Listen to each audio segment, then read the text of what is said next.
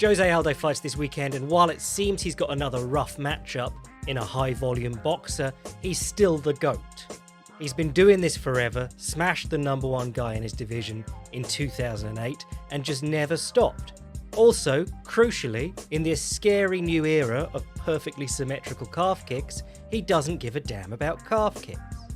Let's throw back to the Filthy Casuals Poirier vs McGregor 3 preview to recap on why the calf kick has become such a big deal.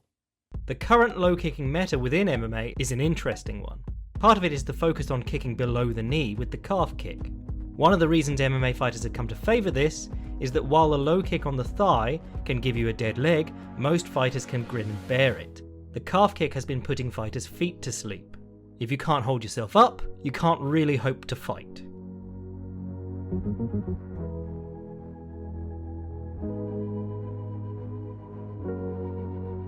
Another reason is that picking up the leg to check a low kick places the kick lower on the leg.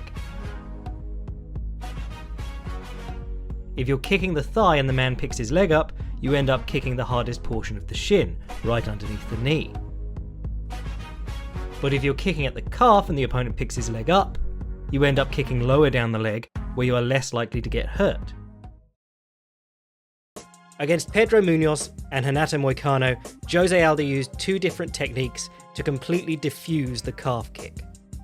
The first was to use his check as more of a lower leg evasion. He didn't raise his knee and present the opponent a softer connection lower down the shin.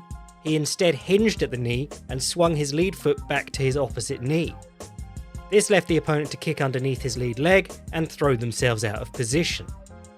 That's all well and good as a way to ruin a single calf kick attempt, but good striking is about deterring the opponent from doing it again.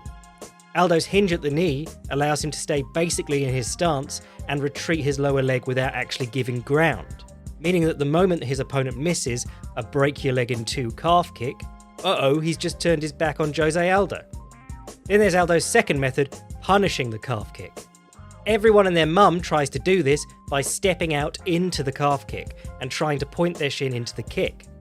Sometimes it works, as when Uriah Hall snapped Chris Weidman's shin.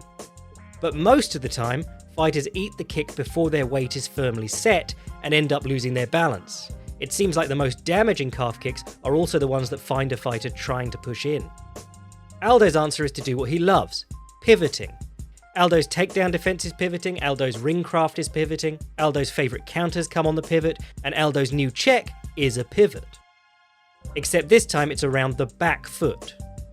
Aldo pivots on the ball of his back foot and draws his lead foot in, shortening his stance and turning his whole stance out towards the opponent's kick. Notice that this takes him away from the kick rather than stepping out into it, but also presents the front of his shin to the kick and keeps him in a sturdy stance at all times. Because it is also a small retreat, it can cause the opponent to miss or have them connect with their foot rather than their own shin, a really bad outcome for them. That isn't to say that Aldo won't step in on calf kicks. When Munoz got too close and kicked anyway, Aldo would step in and punish with body shots. He just didn't try to step in on Munoz's kick from outside range. The Munoz fight was a public service announcement by Jose Aldo. Every single fighter in MMA right now should be trying to use this pivot to punish the calf kick.